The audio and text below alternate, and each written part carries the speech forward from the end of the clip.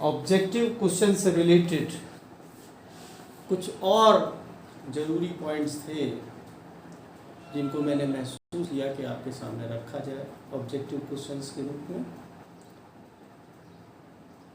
उन additional questions के रूप में मैं आपके सामने रखने जा रहा हूँ। तो पहला जो क्वेश्चन है, देखिए कुछ बहुत छोटी छोटी सी चीज़ें हैं लेकिन कभी कभी इग्नोर हो जाती हैं, जिनकी वजह से हमारी नॉलेज इनकम्प्लीट रह जाती है। तो उसी क्रम में पहला क्वेश्चन मैं पढ़ने जा रहा हूँ, आप बोर्ड पर देख लीजिए। When mechanical waves have a frequency below the audible range, these are called।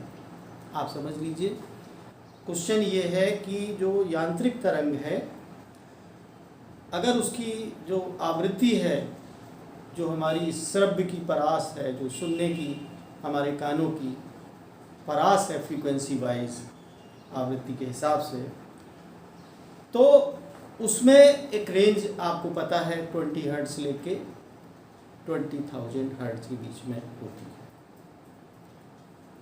अगर 20 हर्ट्ज से कम फ्रीक्वेंसी है, उसका नाम क्या होता है, ये प्रश्न पूछा गया है। तो अब इसमें नाम दिए हैं sonics, ultrasonics, supersonics, infrasonics. Time waste ना हो, अपने आप समझ लीजिए। मैं सीधे सीधे इसका आंसर डी कहता हूँ कि 20 हर्ट्ज से कम फ्रीक्वेंसी वाली वेव्स को इंफ्रासोनिक्स कहा जाता है। इसके अराउंड आप स्वयं सेल्फ स्टडी से इससे ज़्यादा वाली वगैरह वगैरह आप खुद नॉलेज कर लीजिएगा। हमें आपको याद दिलाना था, हमने याद दिला दिया। एक जिसमें हमने आपको बता भी दी कि 20 हर्ट्ज से कम वाली अल्ट्रासोनिक्स। दूसरा क्वेश्चन है, to recognise a person by hearing his voice even if he is hidden. अगर कोई व्यक्ति छुपा हुआ है, आपके सामने नहीं है, फिर भी हम उसकी वॉइस से उसको पहचान लेते हैं, दीवार के पीछे छिपा हुआ है, ये संभव है। आपको भी पता है, मुझे भी पता है। अब हम फिजिक्स के पॉइंट ऑफ व्यू से जानना चाहते हैं, it is due to the fact that his voice. तो उस फैक्ट को, उस सच्चाई को जानना है। इन्होंने कहा डेफिनेट पिच होती है, डेफिनेट क्वालिटी होती है, डेफिनेट लाउडनेस होती है, या कैन पेनिट्रेट द वॉल, माने दीवार को ही पार करके चली जाती है। एक साधारण सी बात लिखी है। मेरा इस क्वेश्चन को रखने का जो पर्पस है वो ये है कि आप रिवाइज कर लीजिएगा, पिच क्या होती है, पिच के क्या क्या प्रभाव होते हैं। आपको लाउडनेस का मतलब भी जान लेना है, क्योंकि टाइम वीडियो बड़ा हो जाता है इसलिए नहीं मैं बता रहा हूँ, आपका पढ़ा हुआ है।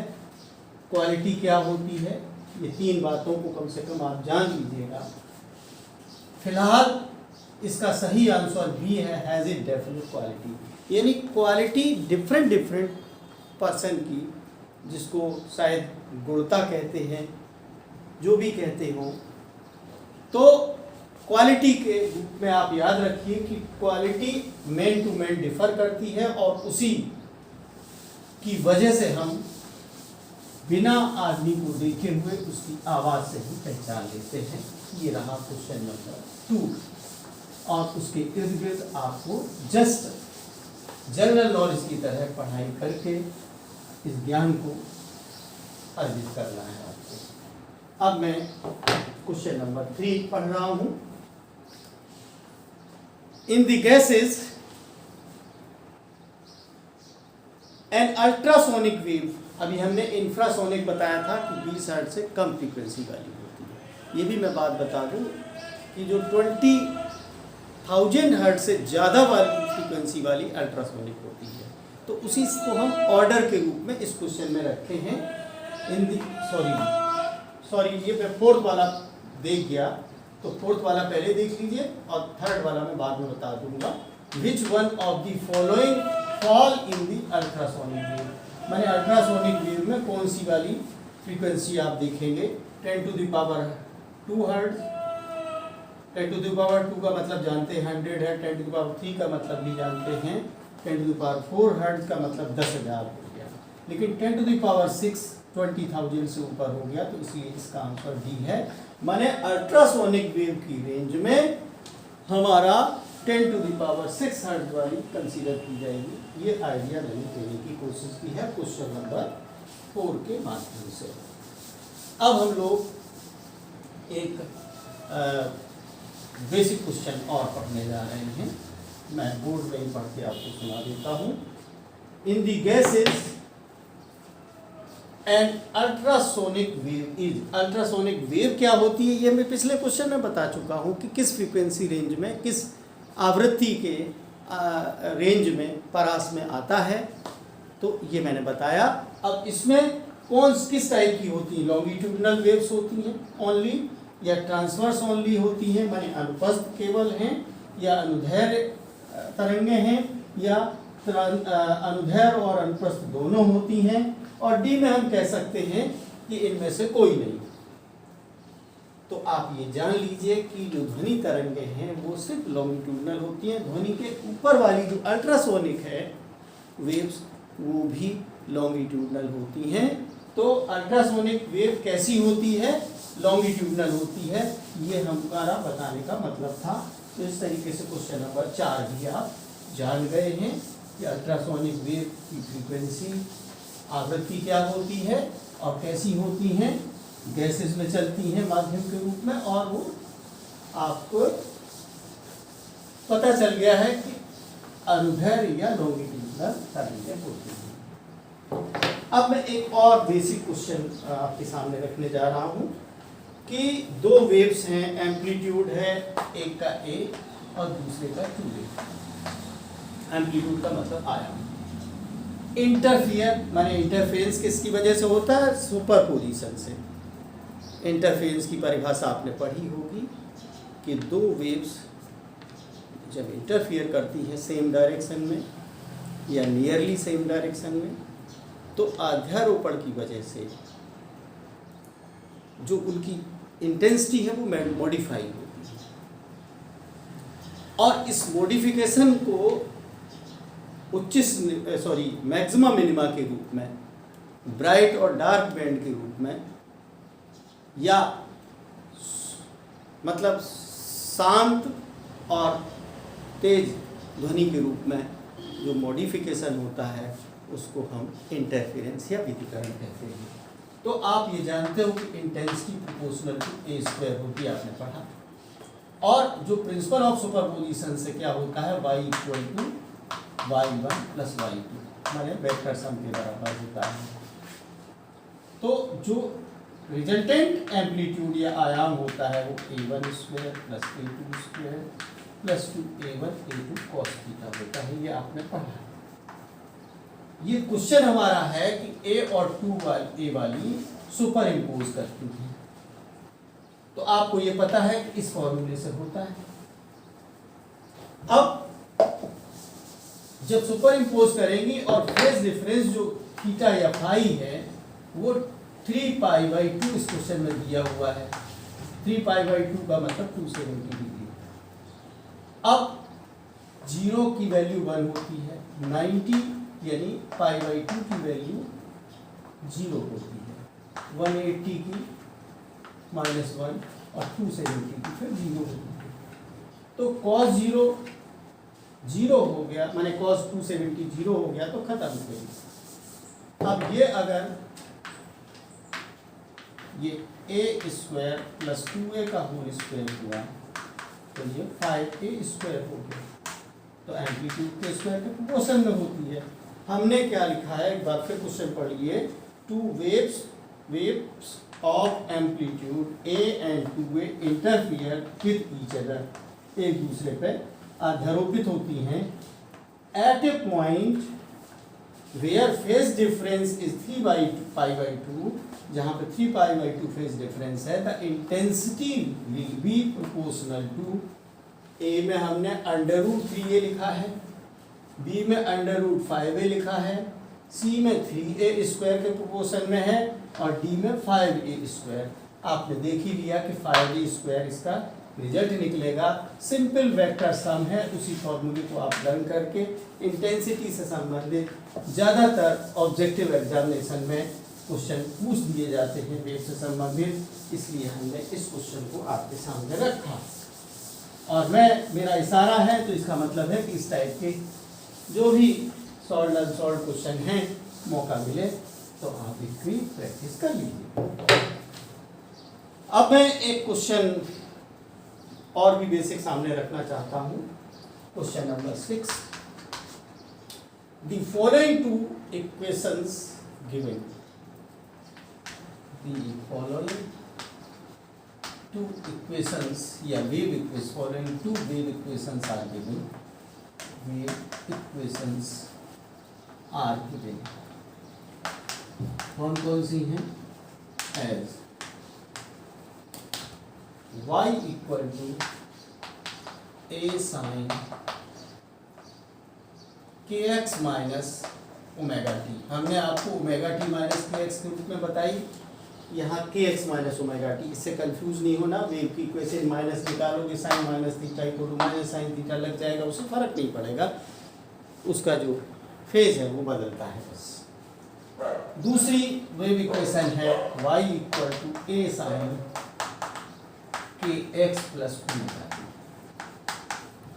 ओके, अब out of the below statements, out of the below statements, below statements, statements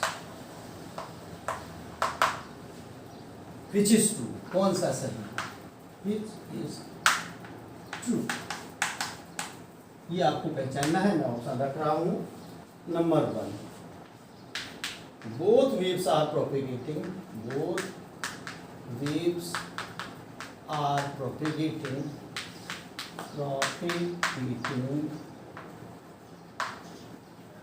in the negative x direction. आप समझ लीजिए किधर चल रही है, मतलब जो हमारा ये प्लस एक्स होता है, ये माइनस एक्स होता है, इधर जा रही है वेव या इधर। पहले ऑप्शन में कहा नेगेटिव एक्स डायरेक्शन, बी में लिखा both waves are propagating in the positive x direction, ये ऑप्शन है। और तीसरा में हमने लिखा both A and B are true, both A and B are true. फिर चौथे में लिखा first wave is, first wave का मतलब ये वाली is propagating, is propagating, propagating, मैं पूरा सेंटेंस नहीं लिखता हूँ, plus x direction and second wave, and second wave is propagating in negative x direction। अब आप दोनों वेव्स की इक्वेशन देख लीजिए जो आपने पढ़ाई करी है। आप पढ़ाई के हिसाब से जो मैचिंग है, जो सही मैचिंग है वो सेक्शन डी है, ऑप्शन डी है कि एक जो है पॉजिटिव एक्स डायरेक्शन की तरफ चल रही है और ये नेगेटिव एक्स डायरेक्शन में। आपने देखा हो दोनों पॉजिटिव तभी आते हैं जब नेगेटिव एक्स डायरेक्शन के अलोंग चलती है। तो जहाँ प्लस एक्स हो गया तो समझ लो नेगेटिव एक डायरेक्शन में हो गई, और जहाँ माइनस ये हो गया, चूंकि इसमें माइनस लेंगे तो माइनस में आ जाएगा। तो आप आसानी के साथ इसका आंसर कर सकते हैं। ये इसके डायरेक्शन ऑफ प्रोपेगेशन को, कंसेप्ट को, इसकी बेसिक को आपके दिमाग में हमें बैठाना था या याद दिलाना था। बहुत बच्चों को पहले से ही अच्छे से आता है, कुछ को नहीं आता है, इग्नोर होता है। तो कलेक्टिव टीचिंग में एक जनरल कंसेप्शन के हिसाब से क्वेश्चन को आपके सामने रखा जाता है, मैं रख रहा हूँ। अब क्वेश्चन नंबर 7 पे हम आते हैं। बहुत ही बेसिक क्वेश्चन है ये, नेक्स्ट वाला भी। ऑफ दी फॉलोइंग पहचानना है, ज़्यादा कैलकुलेशन हम नहीं करवा रहे हैं। Of the following the equation of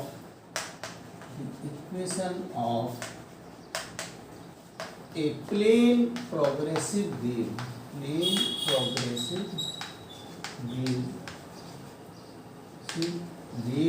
is कौन सी है ये पहचानना है आपको। नंबर ए में y equal to 3a sine omega t, और बी में हमने लिख दिया y equal to 3a sine omega t minus k r लिख दिया हमने। फिर हमने लिखा है सी में y equal to 3a by root r sine omega t minus k r या के डॉट आर, जो भी लिखना चाहें आप, D y equal to 3a by r sine omega t minus k dot r. ये क्योंकि propagation constant vector quantity है और आर भी एक वेक्टर क्वांटिटी है, इसमें हमने सिर्फ इसलिए जानबूझ के हमने इस क्वेश्चन को करेक्ट किया है, एक्स आपके सामने रखा है कि हमने एक्स डायरेक्शन को लेके हमेशा पढ़ा है। इक्वेशन वाई के लिए भी हो सकती है, ओमेगा टी माइनस के वाई भी हो सकती है, और हमने यहाँ पे एक्स लिख दिया होता, जेड के लिए भी हो सकती थी। You can choose any one of the axes. Propagation कोई निश्चित नहीं है कि वो एक्स दिशा के अनुदिश चलेगी, और या किसी जनरल डायरेक्शन वेक्टर आर के अलोंग चल रही है, तो हमने जनरल वेव की इक्वेशन आर में इसमें लेने की कोशिश करेंगे। तो अब जो मिलती जुलती एम्पलीट्यूड एक ही जगह 3a लिख गया, क्या फर्क पड़ा, लेकिन जो स्वरूप है, जो बेस्ट स्वरूप है, वो ऑप्शन बी का है। तो आप बी को ही आप पहचान करें, मिलती जुलती ओमेगा टी माइनस के एक्स की जगह के आर है, ए की जगह ये लिख गया, इससे हमें कंफ्यूज नहीं होना है। तो प्लेन प्रोग्रेसिव वेव की इक्वेशन बी है आंसर के रूप में, आप उसको पहचान लीजिए। यही मेरा पर्पस था आपके सामने रखने का, आपने मैं समझता हूँ समझ लिया होगा। अब हम लोग बस 2 क्वेश्चन एक साथ करेंगे और फाइनल क्वेश्चन नंबर एट। हाँ, the equation of plane wave is given by the equation of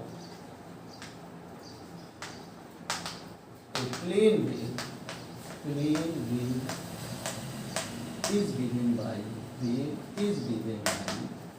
एक हम इक्वेशन ले रहे हैं, कुछ कैलकुलेशन हल्की फुल्की करवाएंगे। Given by y equal to, ये किसी बुक से हमने क्वेश्चन लिया है, ये मुझे अच्छा लगा कि आप इस क्वेश्चन के बहाने सीखेंगे कुछ। पाई 200 t minus x upon 150, where displacement y in centimeters, where displacement y in centimeters and time t in second, and time t is in seconds, ये हमने देख लिया। Then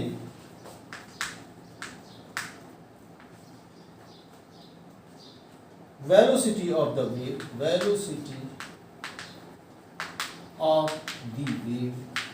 is, ऑप्शंस हैं 2 सेंटीमीटर पर सेकेंड, बी में लिखा हुआ है 150 सेंटीमीटर पर सेकेंड, सी में लिखा हुआ है 250 सेंटीमीटर पर सेकेंड, और डी में लिखा हुआ है 30,000 30,000 सेंटीमीटर पर सेकेंड। चलिए करते हैं जो आपने वेव की इक्वेशन इससे मिलती जुलती कौन सी पढ़ी है, y इक्वल टू ए मिल रहा है साइन, अब यहाँ पे 2 पाई टी अपॉन टी के रूप में होती थी, लेकिन यहाँ पाई लिखा हुआ है। अगर हमें यहाँ पर 2 पाई बनाना है तो हम 2 यहाँ लिखते हैं, लेकिन 2 से यहाँ अंदर डिवाइड करना पड़ेगा तो ये 100 टी हो जाएगा, माइनस 2 से यहाँ भी डिवाइड होगा माइनस एक्स अपॉन 300 हो जाएगा। मतलब ये मॉडिफाई हमने इस इक्वेशन को इस रूप में कर दिया है। तो 2 pi t upon t minus x upon lambda. अब जानते हो कि v इक्वल टू होता है एन लेमडा, हम इससे वेलोसिटी निकाल सकते हैं। तो अब ये t बाई टी लिखो या एफ टी भी इस इक्वेशन हमारी y equal to a sine 2 pi f t minus, ये इक्वेशन के रूप में हम लोगों ने शायद डिस्कस नहीं किया है, माइनस एक्स अपॉन लेमडा भी होता है। कंपेयर करोगे तो एफ की वैल्यू 100 है, एन लेमडा माने एफ लेमडा हमने लिख दिया है, और लेमडा की वैल्यू 300 है। तो जब मल्टीप्लाई करेंगे 30,000। अब जब इक्वेशन में लिखा है कि सेंटीमीटर में y है और टाइम जो है सेकंड्स में है, तो वेलोसिटी जो निकल के आ गई सीधे सीधे 30,000 सेंटीमीटर पर सेकेंड। तो इसका ऑप्शन डी सही है। आप निकालते हुए समझ गए होंगे कि वेव की इक्वेशन t अपॉन टी के बजाय F t minus x upon lambda भी होता है। हमने इसको पाई की जगह 2 पाई के रूप में कन्वर्ट किया तो ये आ गई। कंपेयर करने से हमें v equal to l lambda या एफ लेमडा लिखते हैं, तो एफ और लेमडा को मल्टीप्लाई करके हमने वेलोसिटी ऑफ द वेव निकाल ली है। अब हम लोग नेक्स्ट क्वेश्चन 9 लिखने जा रहे हैं। हम इसी क्वेश्चन से निकलवाएंगे वेलोसिटी की जगह पे हम निकलवाएंगे the wavelength of the wave, wavelength of the wave, wavelength of the wave, जो कि हम ऑलरेडी निकाल चुके हैं। वेवलेंथ कहाँ पे आई है, ये मॉडिफाई करने के बाद ये। तो इसके ऑप्शन जो है मैंने इसमें कॉपी करे हैं, 100 सेंटीमीटर, बी 150 सेंटीमीटर, सी में 250 सेंटीमीटर और डी में 300 सेंटीमीटर। ओके, सेंटीमीटर में सीजीएस यूनिट में हमारी वेव की इक्वेशन दी है और सीधे सीधे कंपेयर करने पे 300 आ रहा है, तो इसका सही आंसर 300 सेंटीमीटर वेवलेंथ है, जो कि बड़े आसानी के साथ आप आंसर कर सकते हैं। हमने जानबूझ के यहाँ पाई मतलब जो भी क्वेश्चन बनाने वाले ने यहाँ पर पाई दिया है, कंफ्यूज होके 150 आंसर कर सकता है, इस पर अगर ध्यान नहीं दिया तो। यहाँ देख लें कि 2 पाई होना चाहिए। एक equation 2 pi by lambda VT minus x होती है। एम्पलीट्यूड पर हमने जानबूझ के नहीं पूछा इसका आंसर, तो आप सीधे सीधे कह देंगे by A amplitude is 2 centimetre.